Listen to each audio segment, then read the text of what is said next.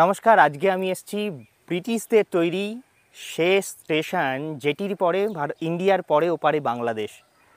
তো সেই শেষ স্টেশনটির নাম দেখুন, ওখানে লেখা রয়েছে সিংহাবাদ রেলওয়ে স্টেশন। বর্তমানে এই রেল স্টেশন দিয়ে একটিমাত্র মালগাড়ি পারাপার করে।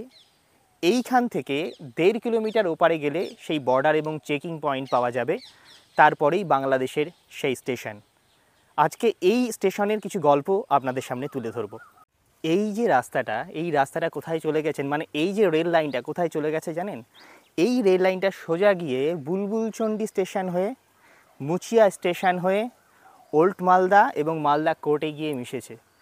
এবং এর ওপাশটায় যেমনটা বললাম বাংলাদেশ রয়েছে। বাংলাদেশের প্রথম স্টেশন হচ্ছে রোহনপুর। ওই পাশটায় গেলে সেই চেকিং পয়েন্ট পাওয়া যাবে। চেকিং পয়েন্ট দেখানোর নিয়ম নেই, সেই জন্য আমি ভিডিওতে দেখাতে পারছি না। সবথেকে মজার ব্যাপার হলো, এই রাস্তা দিয়েই বা এই ট্রেনের ট্র্যাক দিয়েই যখন যাত্রীবাহী ট্রেন চলতো, সেই সময় নেতাজি সুভাষচন্দ্র বোস, মহাত্মা গান্ধী তারা এই লাইন দিয়েই গেছেন। এই যে এই রেল লাইন দিয়ে এক সময় দার্জিলিং মেলের মতো ট্রেন চলতো। দার্জিলিং মেল ট্রেনটি এই লাইন দিয়ে বাংলাদেশ যেত। বাংলাদেশ থেকে এসে, তখনও দেশ ভাগ হয়নি, প্রি পার্টিশন পর্বের কথা বলছি আমি। সেই সময় যখনও দেশ ভাগ হয়নি, ভারত বাংলাদেশ আলাদা হয়নি, সেই সময় দার্জিলিং মেলের মতো ট্রেন এই লাইন দিয়ে পারাপার হতো। ব্রিটিশ আমলের এই ট্রেনের বর্তমানে কোনো ট্রেন যায় না, কিন্তু একটা জিনিস আপনাকে বলতে পারি যে এই ট্রেনের ইলেকট্রিফিকেশানের কাজ চলছে। দেখুন, এই ট্রেন লাইনের ওপর ইলেকট্রিফিকেশানের কাজ চলছে। হয়তোবা রেল মন্ত্রক থেকে এরকম কোনো সিদ্ধান্ত নেওয়া হচ্ছে যে এই ট্রেন লাইনে যাত্রীবাহী ট্রেন চালানো হবে, যাতে করে মানুষের উপকার হয়।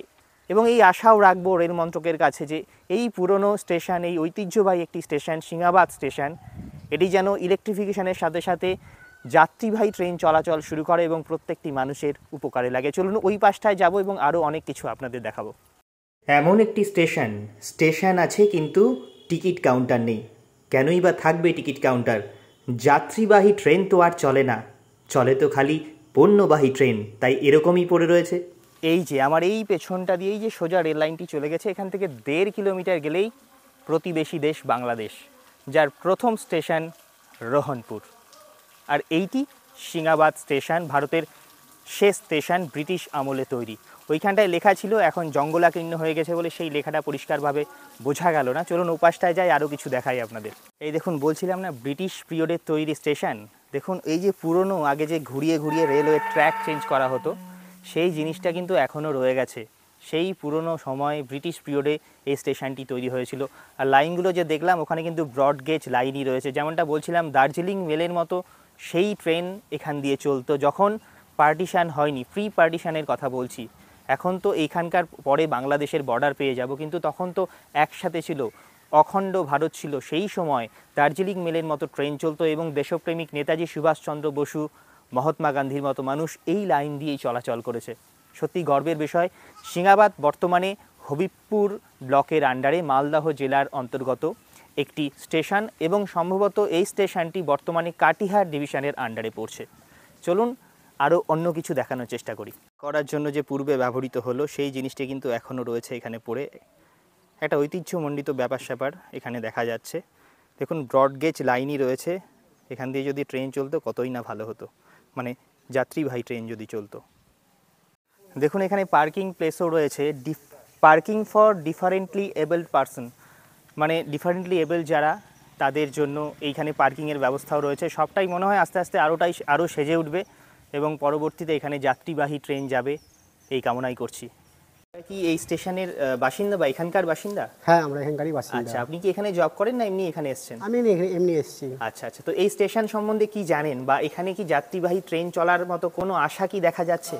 হ্যাঁ, প্রশাসন যদি মনে করে যে না যাত্রীবাহী ট্রেন চালাতে পারেন, কোনো অসুবিধা নাই। আচ্ছা, চললে আমাদের খুব সুবিধা হয়। ঠিক। এখান থেকে বহু মানুষ ডেলি যাতায়াত করে মালদা, শামসি, ওল্ড মালদা, কোট মালদা বা অন্যান্য দূরে যায়। মানে পড়াশোনার ক্ষেত্রে অনেক স্টুডেন্টদের যেতে হয়। একটি যাত্রীবাহী ট্রেন খুলে তাহলে খুব সুবিধা হয় আমাদের, সাধারণ মানুষের খুব সুবিধা হয়। এখনো সরকার পক্ষ থেকে সেরকম কোনো কি আশা পাওয়া গেছে বা এরকম কোনো নোটিফিকেশন এসছে?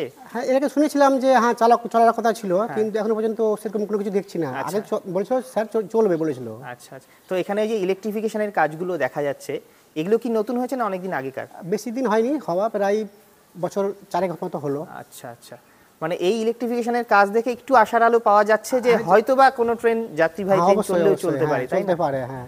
এইটি চললে খুব হচ্ছে- ভালো হয় আমাদের, চললে খুব ভালো সাধারণ হয়। মানুষ খুব উপকৃত হবে। হ্যাঁ, মানে এরপরেই তো 1.5 কিলোমিটার পরে বাংলাদেশের বর্ডার, হ্যাঁ, হ্যাঁ, হ্যাঁ, তারপরে তো রোহনপুর স্টেশন বাংলাদেশের মধ্যে পড়ে গেল, এটি তো ইন্ডিয়ার শেষ স্টেশন। হ্যাঁ, হ্যাঁ, ঠিক। আচ্ছা আচ্ছা, আপনার নামটা কি একটুখানি বলুন? আমার নাম সুরজিৎ ঘোষ। আচ্ছা আচ্ছা, অসংখ্য ধন্যবাদ আপনাকে। তাহলে আবার দেখা হবে অন্য কোনো ভিডিওতে। আজকে এইটুকুই থাক, আপনারা সকলে সুস্থ থাকবেন, ভালো থাকবেন, আর আমার অবশ্যই এই চ্যানেলের সাথে থাকবেন। অন্য কোনো ইতিহাস নিয়ে আপনাদের সাথে আবার দেখা হবে। ধন্যবাদ।